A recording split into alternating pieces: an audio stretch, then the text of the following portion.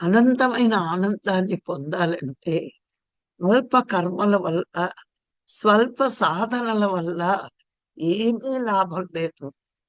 చాలా మంది ఏం చేస్తారు, స్వల్ప సాధనలు అంటే మంత్రం తీసుకున్నాం, జపం చేసుకుంటున్నామంటారు, లేకపోతే పుణ్యకర్మలు చేస్తున్నామంటారు.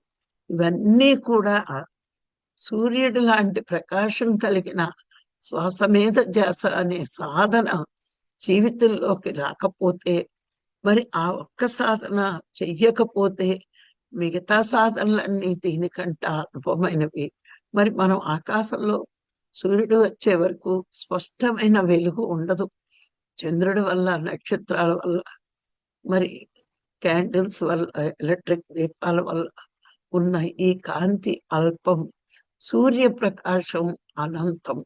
అట్లాగే జపాలు కానీ, పూజలు కానీ, మరి కర్మలు, పుణ్యకర్మలు కానీ, జపాలు కానీ, యజ్ఞ యాగాదులు కానీ, ఇవన్నీ అల్పమైన సాధనలే కానీ శ్వాస మీద ధ్యాస పెట్టి సాధన చేసే అంతటి గొప్ప సాధనలు కావు. అందుకే ఆత్మానందం కోసం చేయబడే సాధన ఏది అంటే మరి శ్వాస మీద ధ్యాస. అది లేకపోవడం వల్లే పుణ్యకర్మలు చేస్తే గొప్పగా ఉంటుందని ఎవరో చెప్తున్న మామూలు గురువులు మాటలు నమ్మి మరి పుణ్యకర్మలు చేస్తున్నారు, పూజలు చేస్తున్నారు, యజ్ఞయాగాదులు చేస్తున్నారు. ఆశించినంత ఆత్మానందం ఎవరికీ కలగట్లేదు.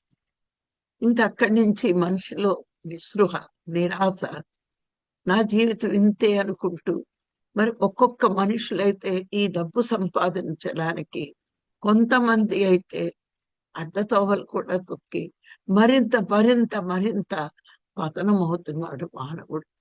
ఎప్పుడైతే భగవద్గీతలో చెప్తాడు, మహాపాపాది పాపాత్ముడైనా సరే